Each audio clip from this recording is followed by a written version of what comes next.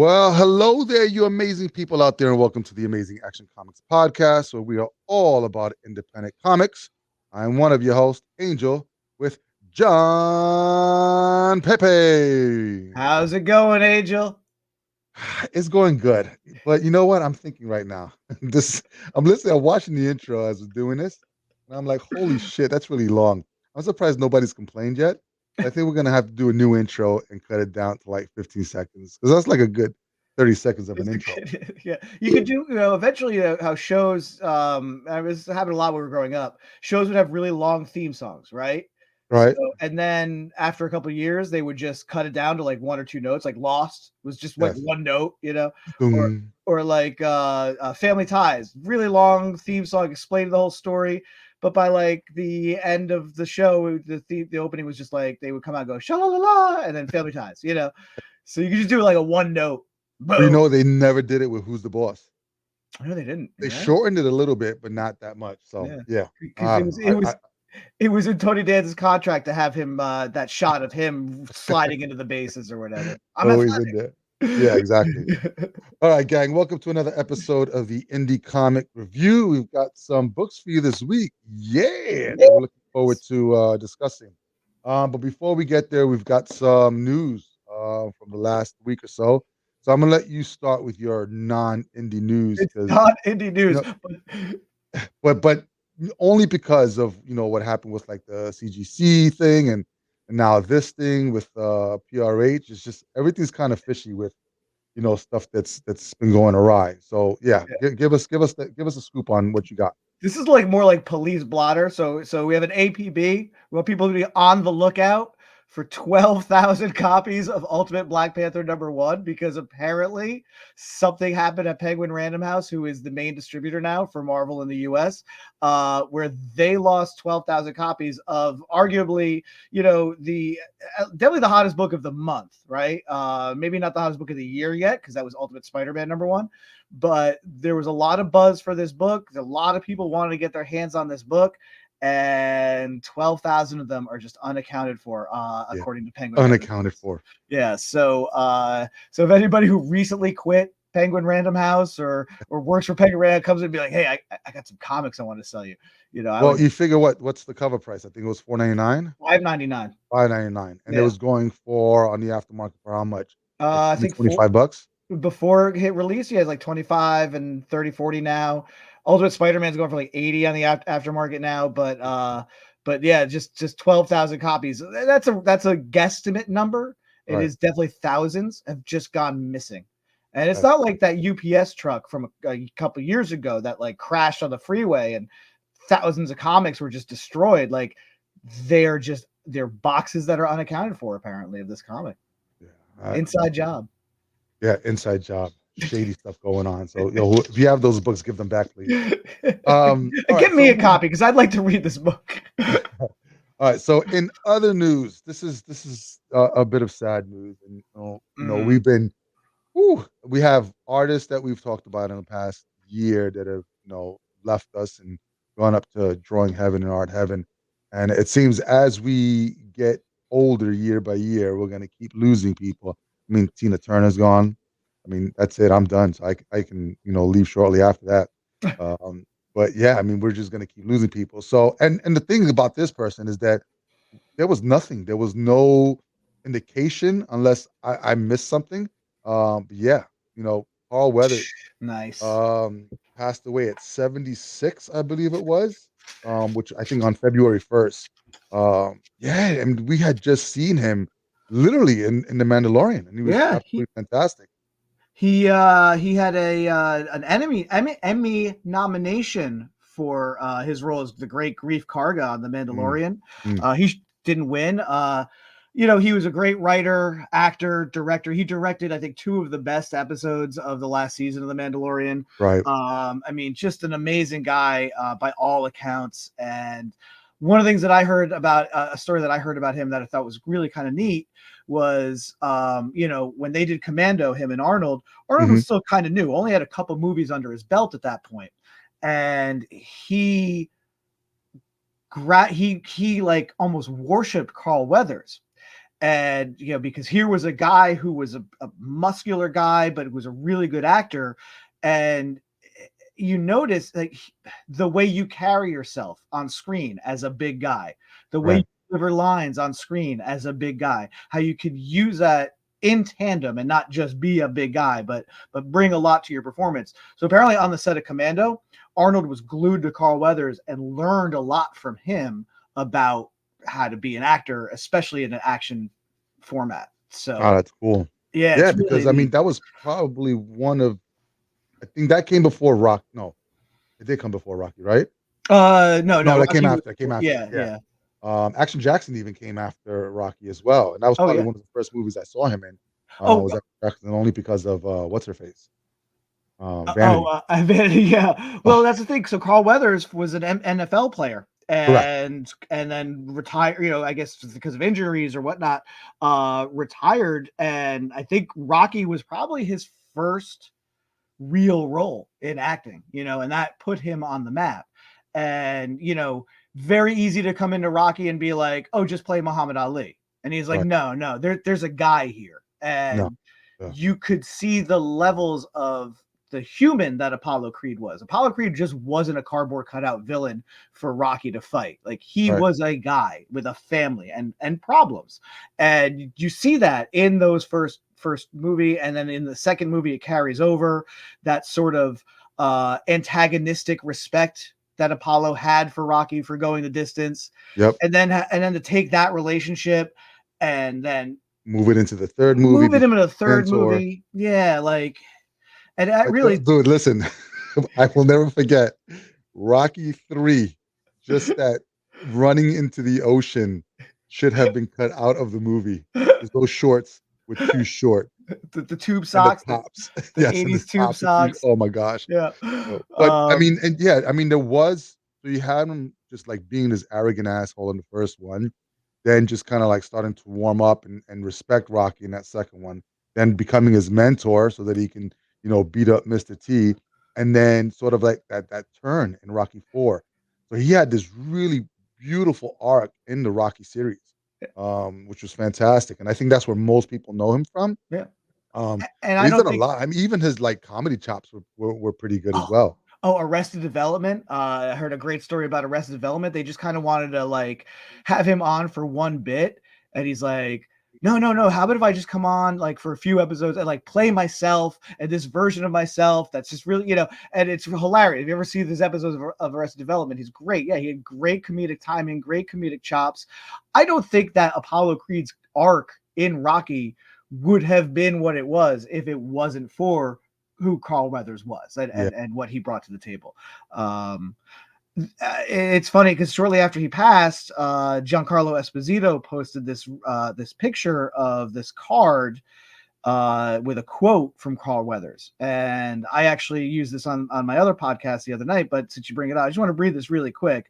This kind of tells you the kind of man Carl Weathers was. Believe in yourself and all that you are. Know that there is something inside you that is greater than any obstacle. And I just think that's great. Nice. Nice. Yeah. Yeah, BMD nerd. They were just being bros on the beach. Laugh out loud. Yeah, that was what that was Rocky 3. So that was in the 80s, right? 83, Oh, 80, 83. Yeah. yeah, Yeah. yeah. There's Yeah. there's bros and then there's bros. Yeah, that's I gross. wasn't digging those. Well, for the 80s, it was fine. I just think now when I watch it, I'm just like I have to fast forward. There's Uh, a great meme out there that somebody basically took the shot of them running uh-huh. and then in the background put a whole bunch of AT-ATs from Empire Strikes Back shooting lasers at them on the beach. I was like, that's cool. Uh, Yeah, but we're gonna miss him. I mean, Yeah. what's gonna happen with the Mandalorian and projects moving forward? He was, yeah, definitely influential and stuff like that. So Carl Weathers, yeah, knock it out up in heaven or wherever you're at. So, Yeah. whew. All right. So, moving on. The first images of the Hasbro page punchers that McFarlane has going on with, I think, GI Joe and Transformers. Did you get to Transformers. see them? I did. Yeah, they're like the little 2 3 inch page punchers. You get they're 2 packs, right? So you get like two Yes, figures. dude. I want Snake Eyes and I want Optimus. Yeah, and 2 comics. I thought that was really neat. But it's really funny because they're using the IDW comics, right? Hmm. So Hmm. the ones that Farley are using for Page Punchers are IDW comics. But I also noticed Hasbro has another deluxe line of their 6-inch, 7-inch scale Right. Transformers figures that are using like classic. They're based on classic comics, but using the classic Marvel versions. So it's Huh. really interesting to see how this license is now kind of getting spread around, but they look nice. They look really Yeah. nice. Yeah. Yeah. I haven't got any of the page punches yet, but I think I'm gonna at least spring out for the Snake Eyes one because I'm a big Snake Eyes fan. Yeah. So if you guys don't know what they are, they're pretty much recomic releases with they're 3-inch figures, right? Yeah. Yeah. And they're McFarlane, so they got really cool detail. Yeah. I think they're fully articulate, from what I understand, or at least the legs and the arms move and the head move. I don't know Yeah. about the wrists and the knees and stuff like that, but yeah, check them out. They're pretty cool. He has them for a whole bunch of DC stuff, and then obviously for all his Spawn books as well. Pretty cool. All right, this next bit is going to lead us into something else a little later on, but yeah, it was weird because I got into comics in the early '90s.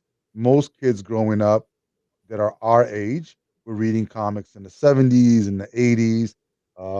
I just, as much as I wanted to, just could not afford it until I got into my teens.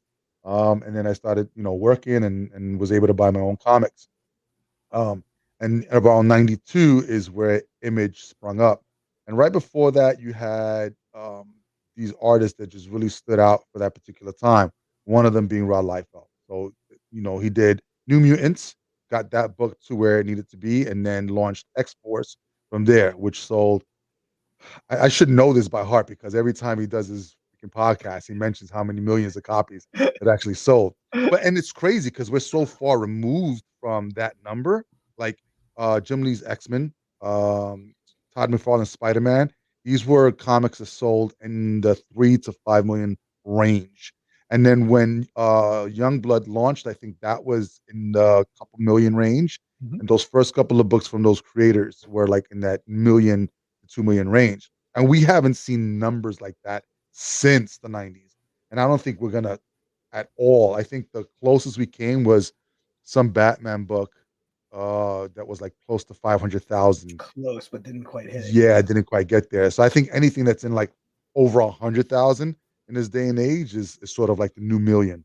Mhm. Unfortunately, because we're never gonna get back to those numbers.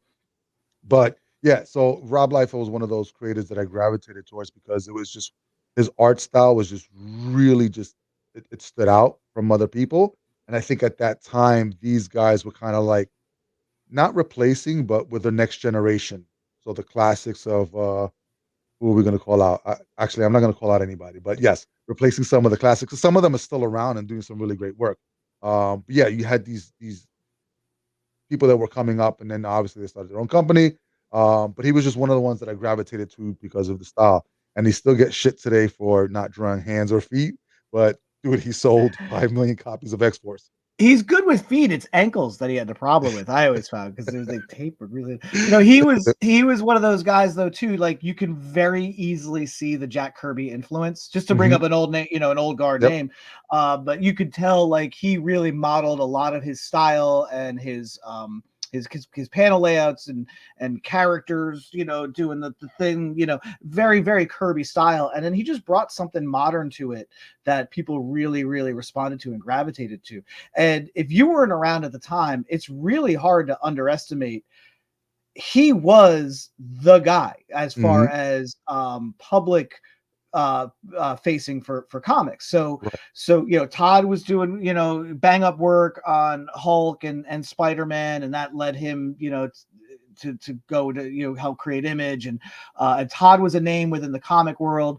And all these other guys were kind of doing. Jim Lee was a name in the comic world, but it was Rob who was on the Tonight Show to promote Youngblood. It was Right. Rob who got the Levi's 501 jeans commercial. Like it was Rob who was the pretty boy and was the public face, the media face for a couple For a years while. there. Yeah. Yeah. Yeah. Yeah. And Uh, young too. I mean, I think yeah. he was in his either late teens or early 20s when Mhm. all of that stuff was kind of going around. So I mean, Yeah. that was a lot of stuff to take on.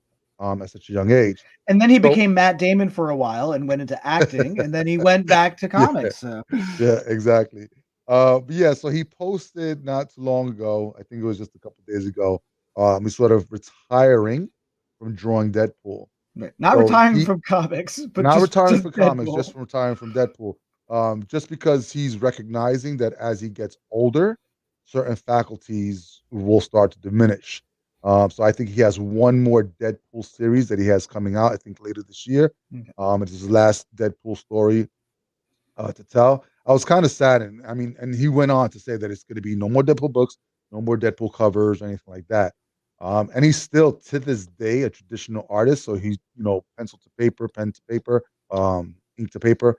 And he hasn't explored that digital realm, and he's admitted that. So that might be something that he might look into later if he continues to, draw.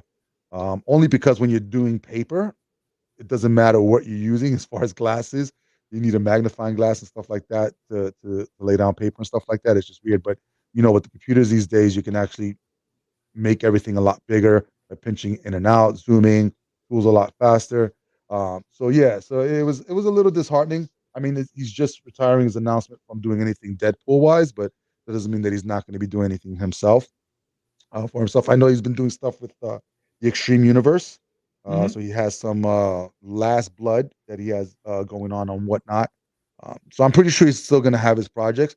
I would love for him to get back the Young Blood rights and do Mm. at least one more Young Blood story because he did one with Chad Bauer, I believe, uh, Yeah. not too long ago, which was okay. I mean, I would have preferred him to draw it. I think he just did the story and plot, and then Chad Bowers did the art. But if he can get just one more run, if he can finish off how he started at Image, which was Youngblood, because that was the first comic to actually come out for Image, then that would be fantastic. But yeah, Yeah. yeah, we wish Rob all the best. I still listen to his podcast twice a week. He just rambles on, and I love it. Nice. There's information in there that I walk away with some beautiful nuggets and stuff like that. And So you know what? I mean, as far as if you're going to say, okay, I'm going to walk away from this character, get one more miniseries that I'm going to do, uh, specifically with Deadpool. I mean, this is the year to do it. yeah, The highly anticipated Deadpool 3 is coming out, so it's just going to kind of up the anticipation for all that. So, yeah, yeah. wish And him then luck. so talking about the Deadpool movie, and I don't know. I mean, fucking internet just drives me crazy because you have to weed through what's bullshit and what's real. But I had heard a rumor that, um, what's his face, Wolverine, Hugh Yeah, Jackman, yeah, is not well. Did you hear really. anything about that? No, I didn't hear it. I know that there's a divorce, a separation and divorce that's happening.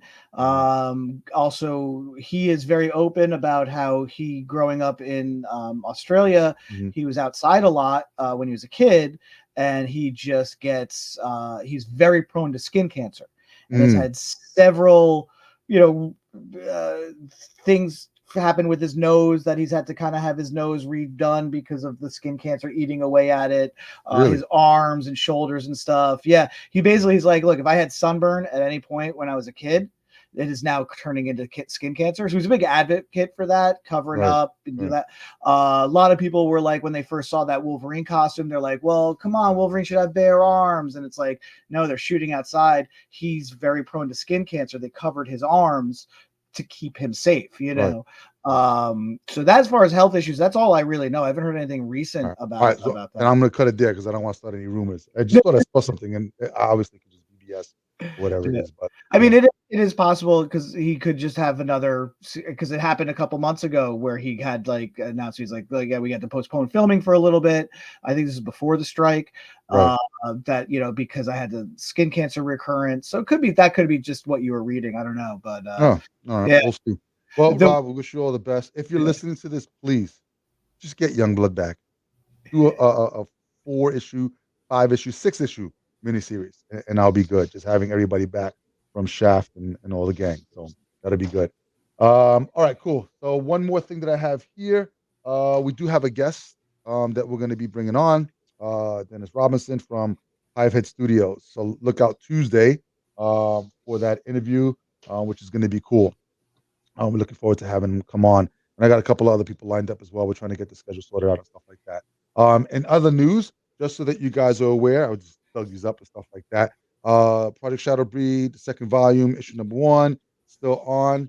We have copies that I had printed out just so that I can get like proof copies and stuff like that. But the art is absolutely Mhm. Randy Myers did some really great work. Like I said, I love black and white comics, especially it allows you to do so much more that you can't do with color. And then we have the three variant covers that kind Mhm. of connect with each other. You have Rockjaw. I wonder why they call him Rockjaw. Then you have Eddie Embers. I wonder what his power is. And then you have Courtyard, which is probably one of my favorite. Most people really like him. I mean, yeah, everybody has their Joker character, but there's a little bit more complexity to him, which is pretty Yeah. cool. So the covers are pretty cool. They're there. So yeah, head over to amazingactioncomics.com. The link is on there, or you can go to Fund My Comic and look for Project Shadow Breed. It'll be there as well. So a bunch of cool covers and stuff like that, and some really great rewards.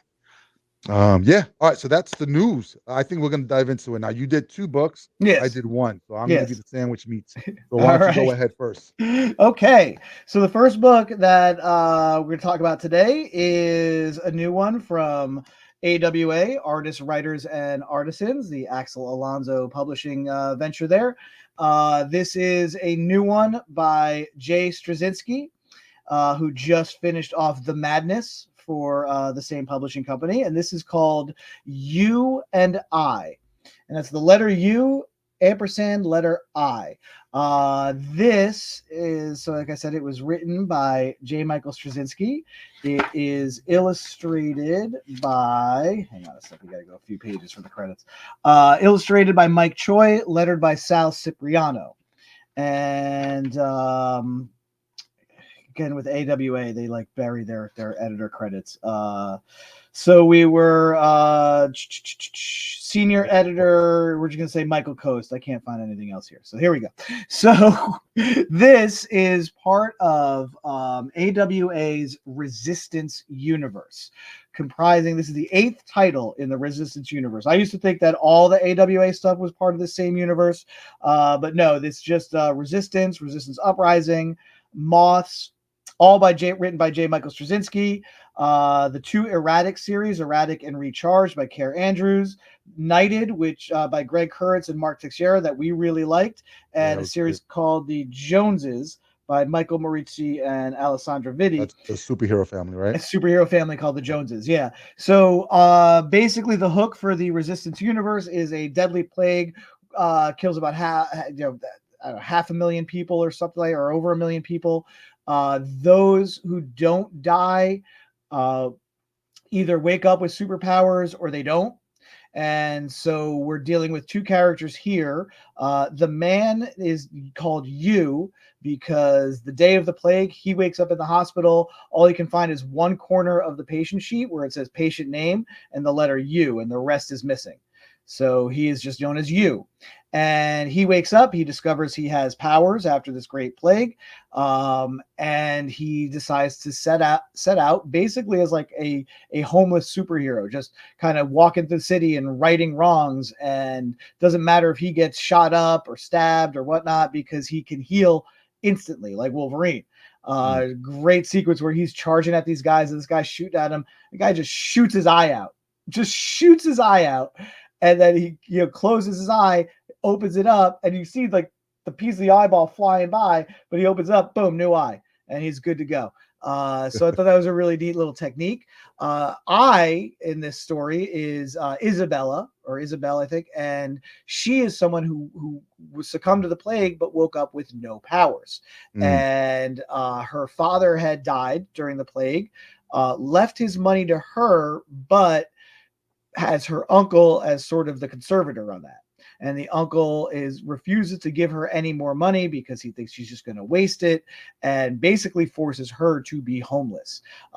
So it was really neat setup for that, for those two different characters. And they come together at the end, and that sort of starts this story. So I really dug it. I thought it was really cool, having only read one other book in the Resistance universe, which was Knighted.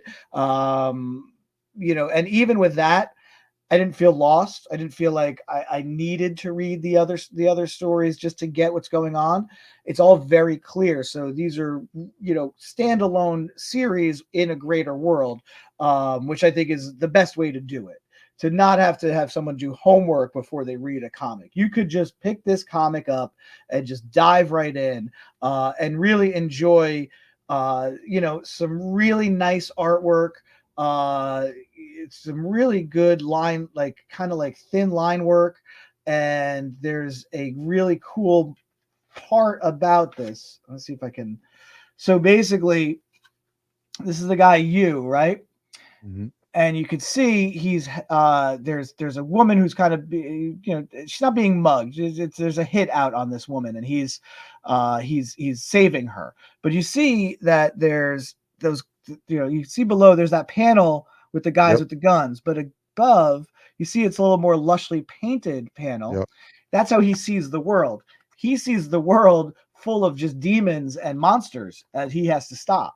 So you get all these little moments where you see what's really happening, but you see how he sees it. And I thought that was a Mm. really nice transition.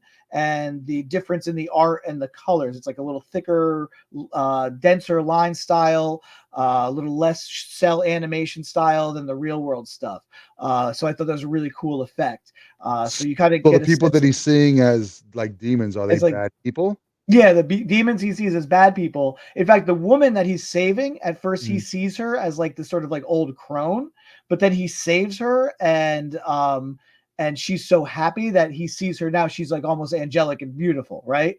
So it's interesting how that, his perception of the world is different from what reality is, and I think that's a really good hook as well. Huh. This is a guy who has no memory of who he is before waking up in the hospital with these powers. So this is the world he exists in his own head. So do we get more information on the plague? Is it man-made? Is it, something that Uh, just came out of existence? We don't know. not in this, and I don't even really remember in Knighted too Right. much of that. So I'm wondering if that is in some of the other Right. books, specifically like Resistance, the See, first but book in we Night, see. at least we knew that we knew what the antagonist was. Do we know who the antagonist or what the antagonist is in this book? At this point, no, it's just Huh. establishing your two characters, and then they meet at the end during an inciting incident, and then it's going to go from there. It's a 6 issue mini, just Right. like the Madness was, and so again, we've just put these two characters together, so we're going to see their relationship develop.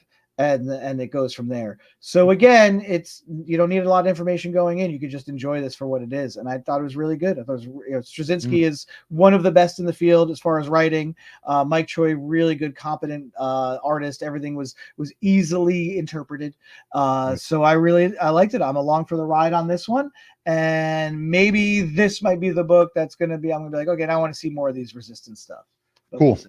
Yeah. All right, great. Check it out, guys. You and I from AWA. All right, my turn. All I have to say is thunder, thunder, thundercat. Ah! All right, so yeah, so we've been talking about Dynamite having a whole different line that they've not been used to putting out. So they hope got a whole bunch of licenses from the Disney. I didn't realize that this is Warner Brothers. Warner Brothers, Interesting. oh Thundercats, right? Well, Uh, because there's it says it inside the indicia. sure, that makes sense. Yeah, I had no So idea Warner either. Brothers, wake up and give us a Thundercats movie. So here's the deal. Let me get through the credits first. Declan Shalvey, fantastic writer. Artist Drew Moss. Colors you have Chiara. Oh, I'm gonna mess this up. Boy Francia and Martina Pijodoli.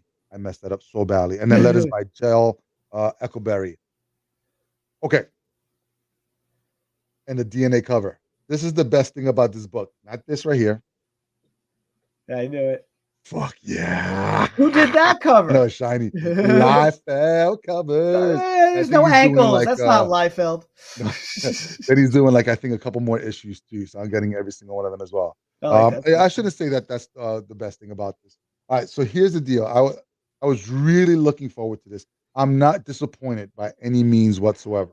Because I think Declan is just really great at both drawing and writing. It's an origin story.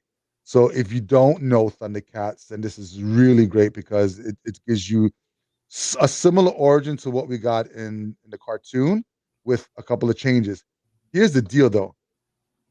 While reading this, because as a kid, you don't really question anything. You just take it for face value and you go along with the adventure. As we become adults, we want answers to things that don't make fucking sense to us. So I went down a deep hole and I was like, okay, in the beginning sequence, and even here in the beginning, they escape Thundera, Mhm. right? Because it's being attacked. So the world's being blown up, whatever it is. And in this book, the mutants want the Sword of Omens. Mhm. So while they're leaving the planet to go somewhere else, they end up in Third Earth. So I wanted to know, are they in the same solar system? So I went down the Mm. whole of how far is Thundera from Third Earth, and there's nothing on it. There's a shitload of maps of Third Earth. Like people have drawn maps of Third Earth, and I think they Sure. usually did the cartoon Mhm. for all the places that they were, or whatever they used to create maps of that. So I know what freaking Third Earth looks like. I don't know where it is in relations to Thundera. Now, in the book, they all go into stasis pods, which makes sense because they're going to be on a long trip. So now I know if they're not in the same solar system, maybe they're somewhere outside of a different solar system. It makes sense for them to be in the same solar system. Solar systems are huge. So they're in stasis, and Lionel's stasis pad is broken. So he's the only one that ages.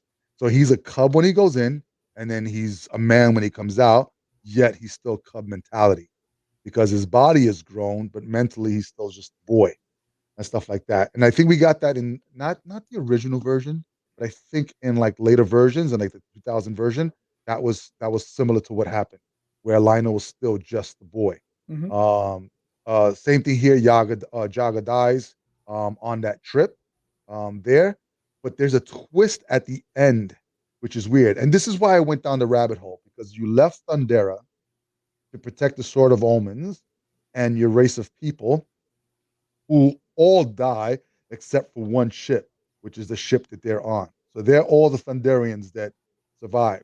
But yet in the cartoon, we know that more survived because on freaking Third Earth, they just kept popping up every season. Uh, so I don't know what's going to happen here. So my thing was, okay, if the Sword of Omens on Thundera was a thing, how the hell did people on Third Earth know about the Sword of Omens, aka Mumra, Mhm. feeling the power of the Sword of Omens? So they have to be in the same planetary system. They have to be. That's what I'm telling myself. So if anybody knows the answers to this, please tell me that they're like, no, it doesn't make any sense. Because even if they travel from Earth to Mars in stasis pods, that's going to be how many months?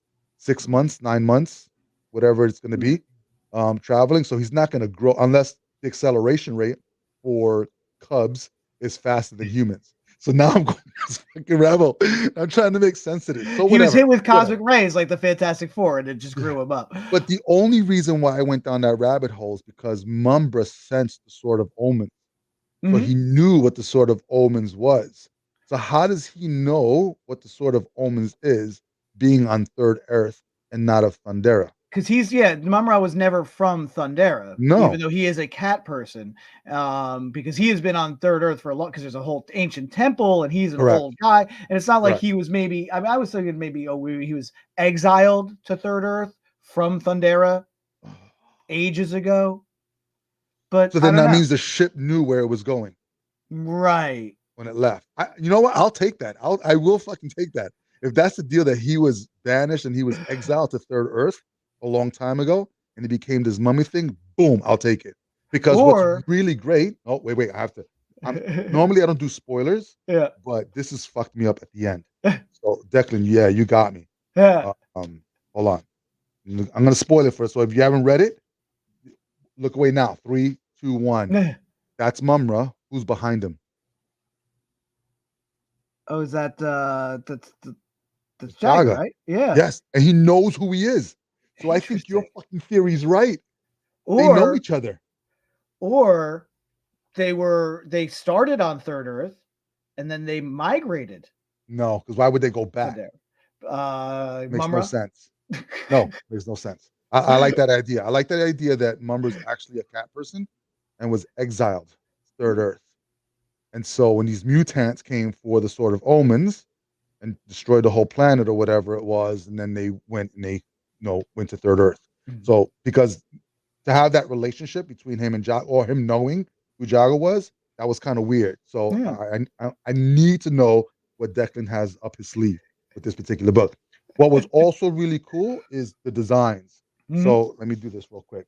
Uh, that way you guys can actually see a little bit more of it. But if you look at Tigra, he has sort of like this mustache thing going on Yeah, with the cool. whiskers, which is pretty cool.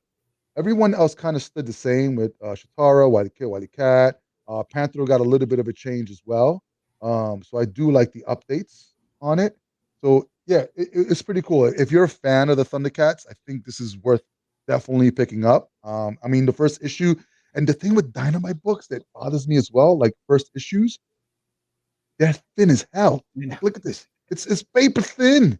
It's 22 pages. And I was just like, this would have been great as a double-sized book. He would have got a little bit more story behind, especially for people that know the story of Thundercats.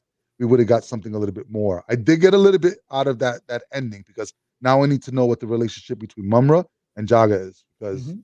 that's fucking me up. But yeah, if this is an ongoing, I don't think it said it was a mini or anything like that. But hopefully, if I don't think Declan's going to stay on probably more than 6 to 12 issues Mhm.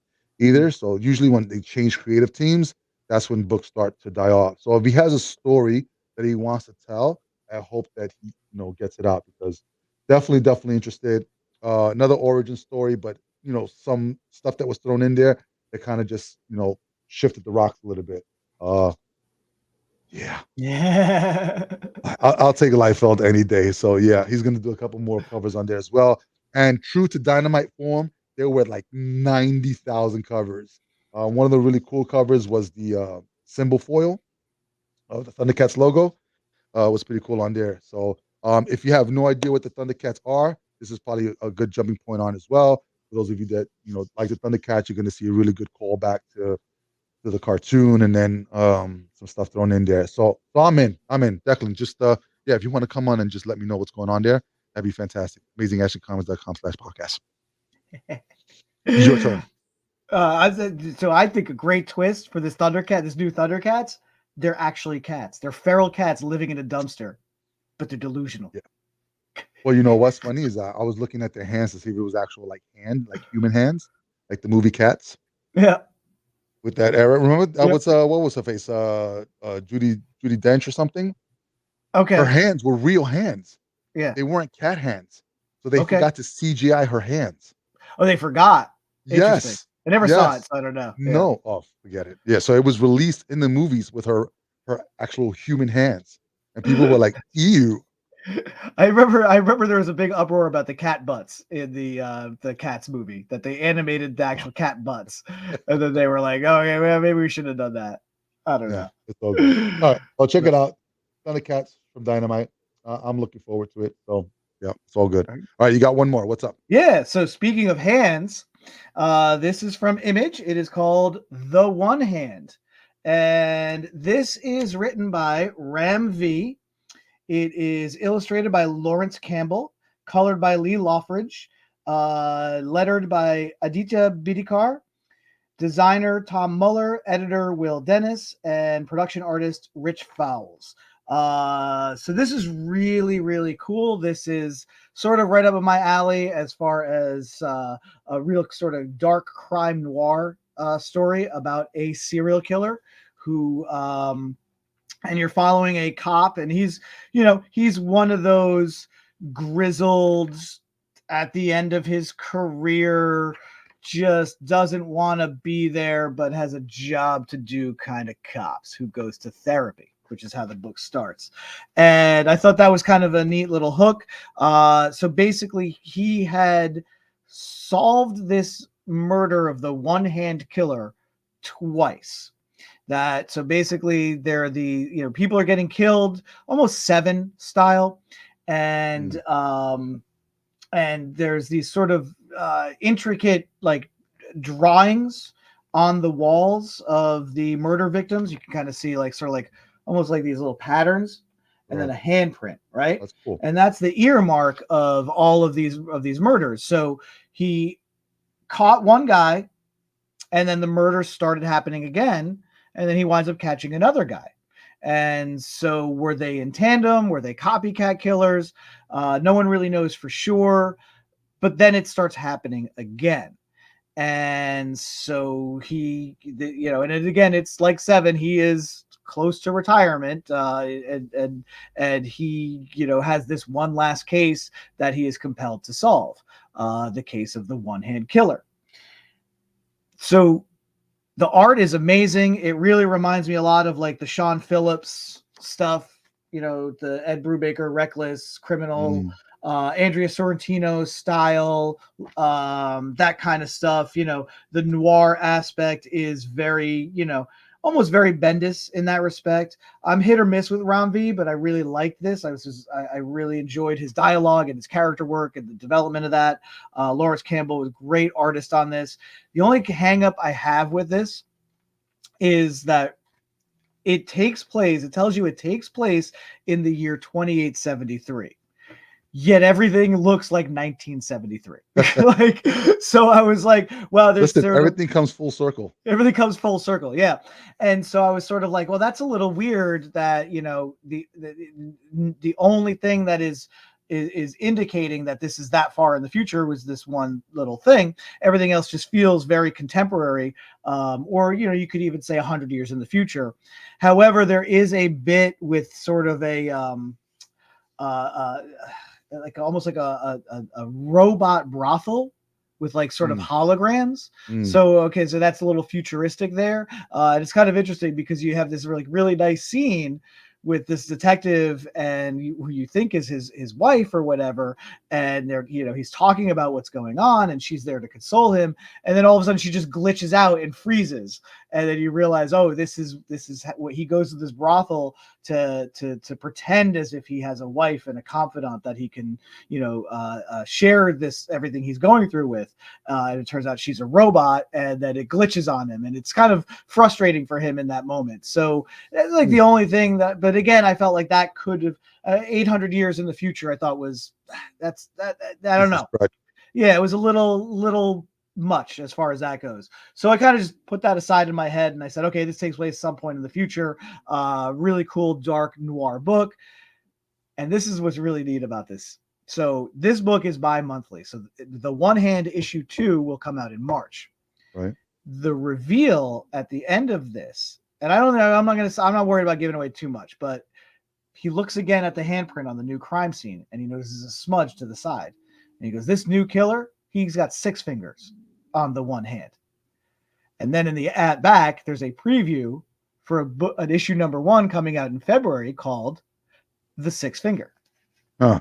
So it's an alternating, the Six Fingers number 1 coming out in February, or at the end of this month. So It could be Inigo Montoya. it could be, or Oh no, what do you mean? the other guy, the guy who Yeah, the killed other Inigo guy. Montoya's father. Yes, Yeah. that's true. So it's great. So you get basically it's very similar to when they did the X Lives and X Deaths of Wolverine. Ugh. Right, but how they alternated, right? Yes. So this is what they're doing. You got the one hand that comes out this week, and then in a couple 3 weeks you have the six fingers, and then boom, one hand number 2, Six Fingers number 2. Basically you get 2 books a month telling the same story from 2 different perspectives, because the one hand is following the cop, the Six Fingers is following the killer. Huh. So it's really neat. And to me, a big Thomas Harris nerd, the guy who wrote, Silence of the Lambs, Red Dragon, the first novel, very Thomas Harris type of story here with this serial killer and this messed up cop trying to find him. So it's very Red Dragon-esque. And in Red Dragon, you're not only following Will Graham, you're also following the killer.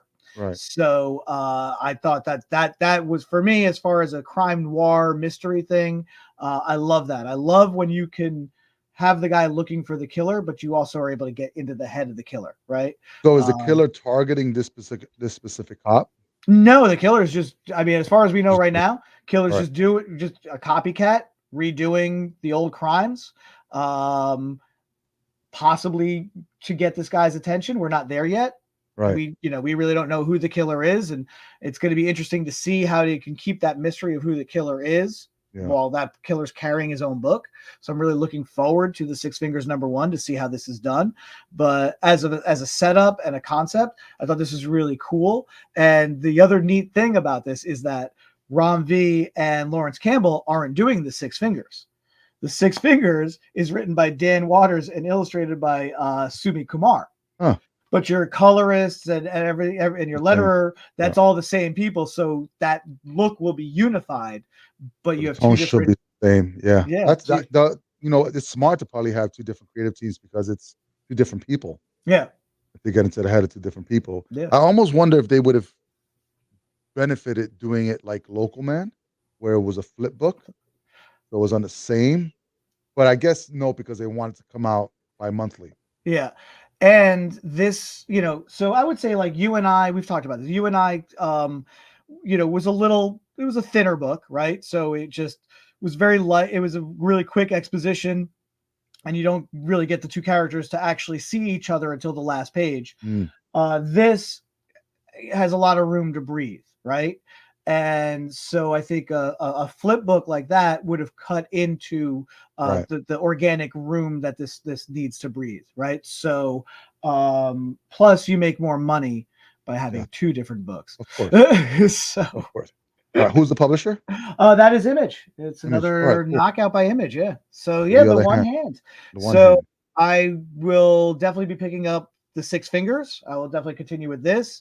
Um, I don't know if I'm going to review Six Fingers because I'm almost right now in my head. I'm like, well, that's just issue 2 of the one hand.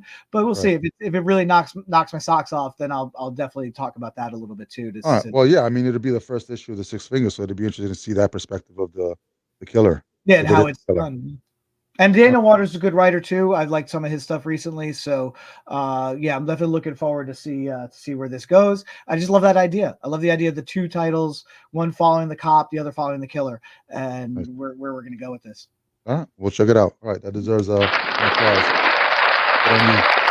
All right, fantastic. All right, gang, that is all that we have for you this week. Just really quickly remembering, you can head over to amazingactioncomics.com for details for crowdfunding that we have for Project Shadow Breed, Volume 2, Number 1. I got to talk to Justin and see if I get him on so that we can chat up about this book and Yeah, get more information and stuff like that. It's been a while since we've had him on, so I think that would be cool to have him nice. on there. So yeah, so cool. If you like what you hear, please subscribe to the podcast. Better yet, tell 100 other people to subscribe to the podcast as well. We'd love to get your input as well. If you want to come onto the show, you have something that you want to promote yourself and or artwork or project, amazingactioncomics.com/podcast, fill out the form. John and I would love to have you on the show. Visit amazingactioncomics.com, stay up to date on everything that we got going on over there. And most importantly, dude, I'm telling you right now, like on Instagram, it's just great. I got to get off social media. There's like 3 or 4 comic book shops that are Mm-hmm. closing down, just making Mm-hmm. announcements. Hey guys, after X amount of years, it's not feasible. We're not making anything. We're spending more, and they're selling everything from whatever they have in their inventory to the actual freaking shelves and fixtures that they have. So it's sad. And it's Mm-hmm. it's not in it's more like out west and Midwest kind of areas, but if it happens enough, it's gonna spread.